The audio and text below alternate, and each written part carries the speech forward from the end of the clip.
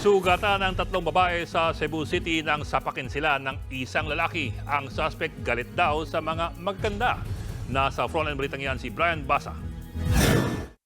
Nag-viral ang larawang ito ng isang babae kung saan makikitang duguan ang kanyang ilong. Nagkalat din ang dugo sa kanyang damit.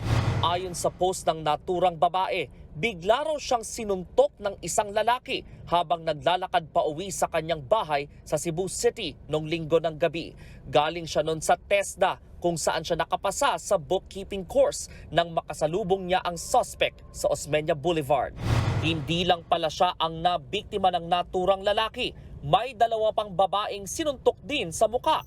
Lumabas sa pagsisiyasat na unang sinapak ng suspect ang isang 33 anyos na babae sa Hacosalem Street. Sunod niyang nabiktima ang babae sa viral na larawan at huli niyang biktima ang isang 22 anyos na babaeng nagja-jogging sa B. Rodriguez Street.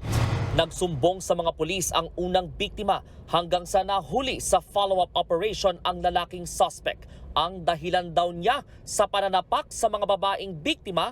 Upon verification and upon interview dun sa suspect natin, ang sinabi nilang din is yun, hindi daw niya gusto na nakakita siya na maganda. Yun ang niya, particular na sinabi niya. Nakakulong na ang suspect na nahaharap sa reklamong multiple serious physical injuries. Nagbabalita mula sa Frontline, Brian Basa, News 5. Mga kapatid, Ed Lingaw po, maging maalam at may pakialam sa mga napapanahong balita sa ating bansa. Para sa mas malalimang pagtalakay at paghimay sa mga issue at headlines, tumutok lamang at mag-subscribe sa social media pages ng News 5.